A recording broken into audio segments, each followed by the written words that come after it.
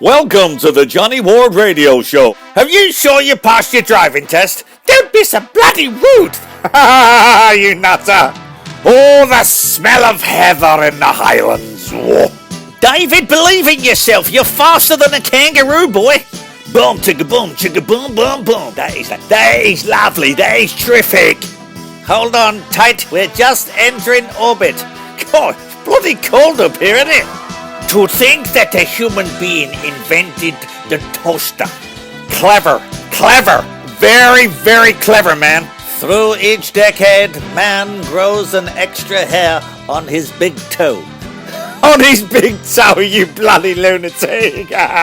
You're funny, man. A beep bop and you bop and bop bop. Was that Tutti Frutti? I'm sure it was Tutti Frutti. I'm caught in a trap, baby. I really am. Don't worry, Elvis. Everybody loves you worldwide. We still love you.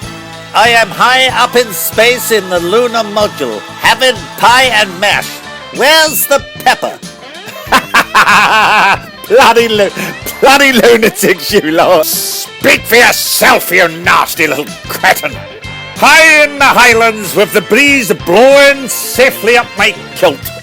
Oh. Someone has stolen my cheese sandwich. I want it back. Cheryl, I'm in the forest and this big grizzly comes up behind me and I kick it right in the ghoulies, flat on its gob. You're a very brave man. Time for crumpets and tea. Would anybody like some? Yes, if I could have 2 crumpets, please. 2 coming up. This weather is cold, it's hot, it's windy, fires everywhere. This world is going bananas. No, you mean bonkers, you twit. Ladies and gentlemen, here's Johnny. Uno, due, tre, what's the matter, you? Hey, got no respect. Hey, what do you think you do? Hey, why you look so sad? Hey, it's not so bad. Hey, it's a nicer place. Shut up in your face. That's great. We can do the best this time. I bet. Hey, what's the matter, you? Hey, got no respect. Hey, what do you think you do? Hey, why you look so sad? Hey, it's not so bad. Hey, it's a nicer place. Shut up in your face. Okay, one time for mama, everybody. What's the matter, you? Hey, got no respect. Hey, what do you think you do?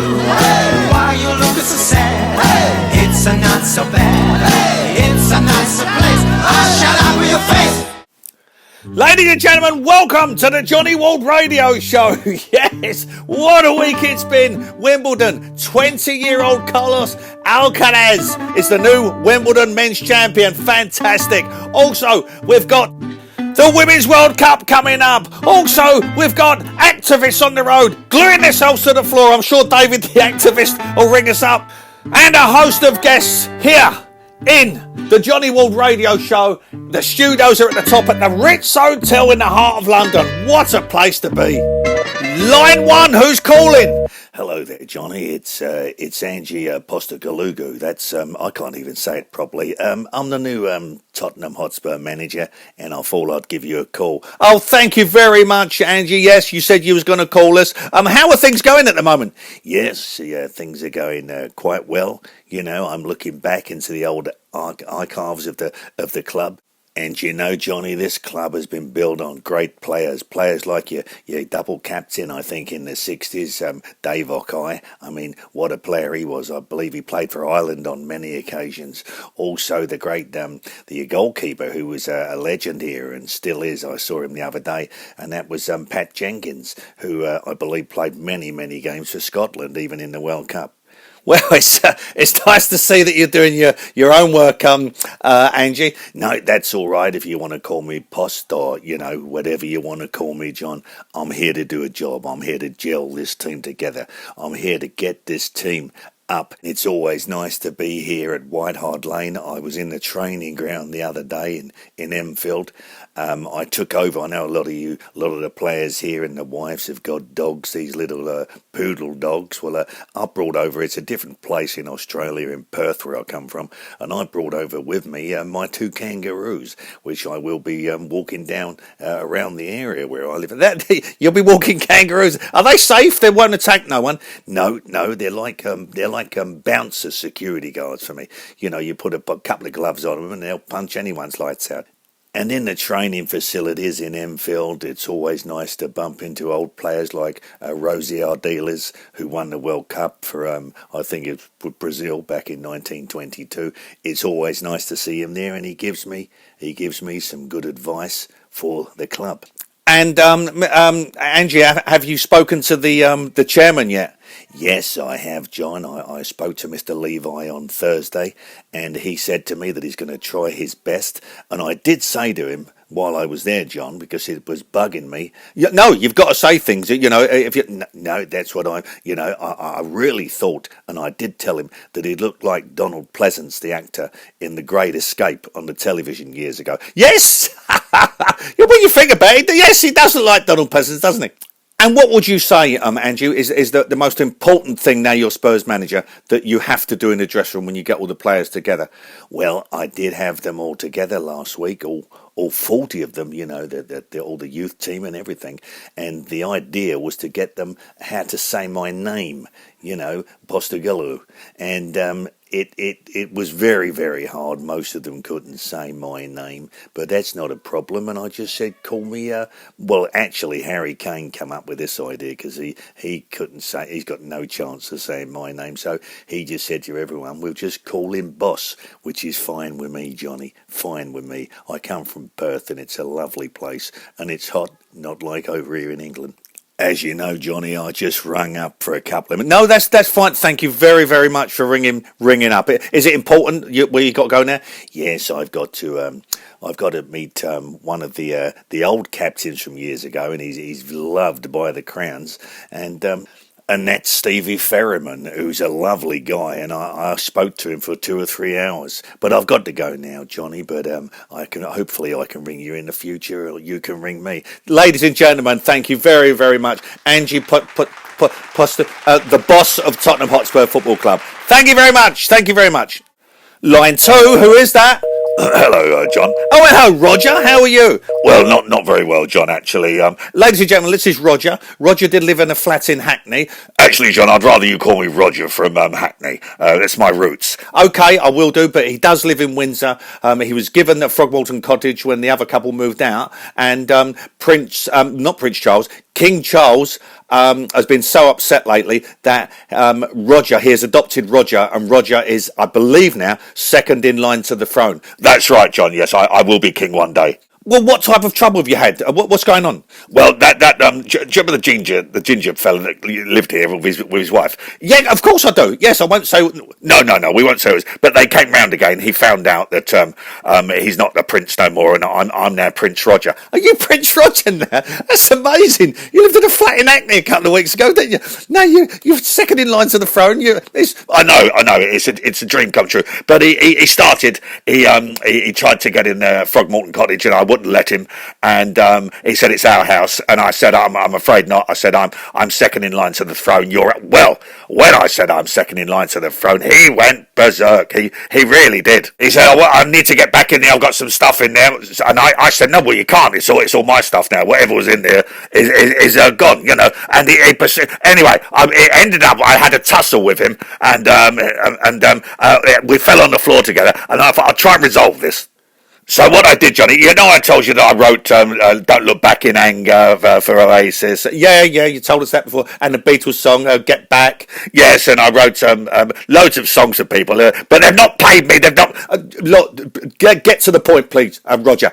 Well, I said to them, look, how about if I give you, because they said they're skint, I said, how about if I give you £2 million each?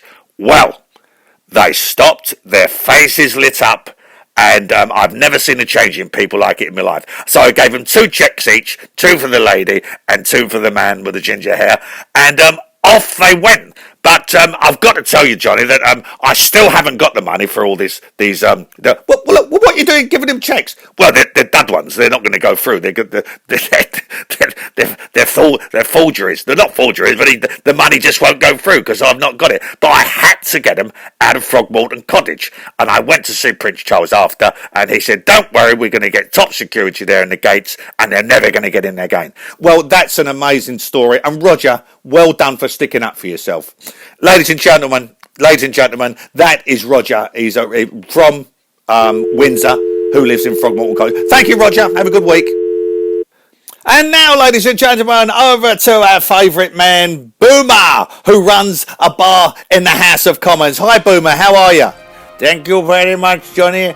It must have been really busy over here this week, what with all the elections going on. Oh, Johnny, yes, lots of trouble because the Conservatives lost two things, and they got one, but because they lost, they start drinking in here very, very early.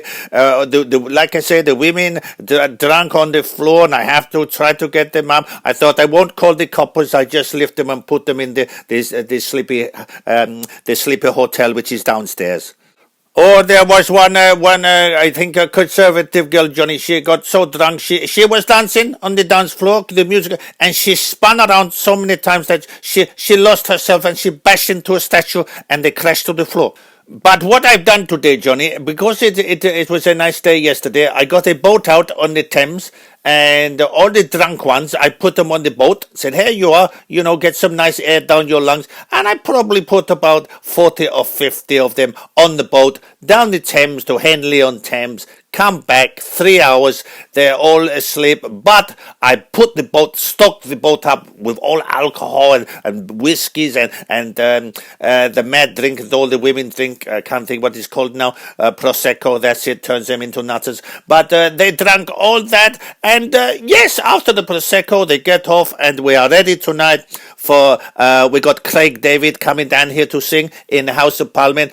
Everyone likes him, so we're looking forward to it. If you want to come down, you can only come in if you're a member of House of Commons, or a billionaire, or a president of some country, and it starts at 10 o'clock, the disco, and finishes about 4 or 5 in the morning, and if you're all drunk, you say stay downstairs in the Sleepy House Hotel, save you driving home. Well, thank you very much, Boomer. Absolutely magnificent job you're doing, not only for yourself, for the money you're making, but for the country. The country, you're doing such a good job. Thank you, Boomer. And now, ladies and gentlemen, it's over to Scottish People with Danny Griffin.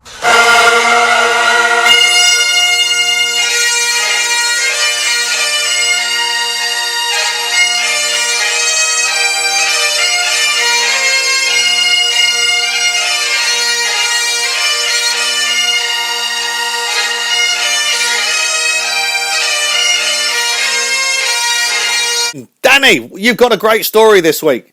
Thank you, John. I really have. I've got with me Dougie Ramsbottom. Dougie, say hello. Hello, how are you? And what happened here is an amazing story. Dougie went to watch Celtic play against Inter Milan in Portugal in the 1967 Champions League final, which Celtic won 2-1. Equalising through Tommy Gemmell in the 63rd minute, and then Steve Chalmers scoring the winner in the 84th minute. Jock Stein's Lisbon Lions. And Dougie Ramsbottom, sitting next to me, played a part in that game. Dougie, continue. Let the people know what happened. Well, I was at the game, and it was just before it was 1-1. And the crowd in Portugal were pushing down to the touchline, and I was nearly on the line when it goes off for the throw on, and Jimmy Johnson, he got the ball and it was just going off, and no one could see. So with my right foot, I just touched it on to keep it across the line.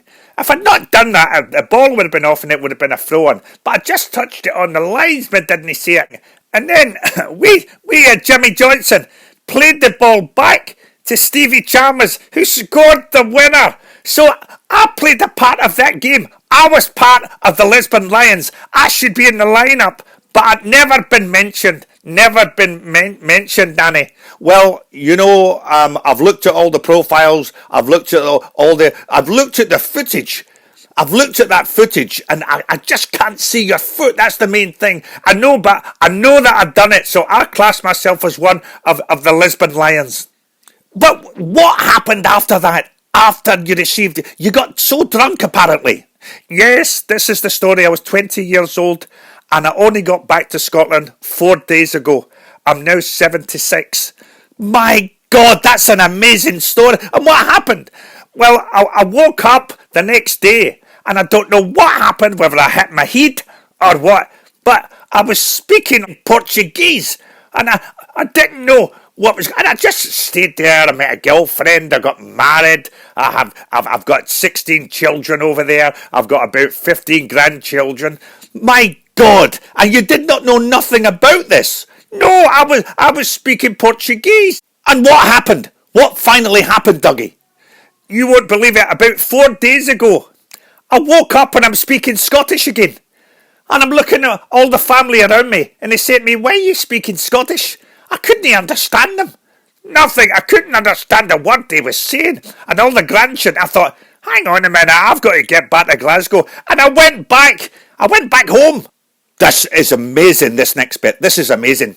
And I walked through my street door, and my mum was there and my dad. They was about 30 when I left. They're now 92. I think my mother's 100. And my 2 sisters are in their 70s. And they collared me and said, "Where are you been?" I said, I don't know. Well, what an amazing story. Dougie Rambotton, please buy the book. This man played a little touch and it was going to go off on the sidelines, but Jimmy Johnstone pulled it back for Stevie Chalmers to score the winner for Celtic back in 1967. Buy the book at Boots, Timothy White's and all well-known stores. Thank you very much, Johnny, and thank you very much, Dougie Ramsbottom.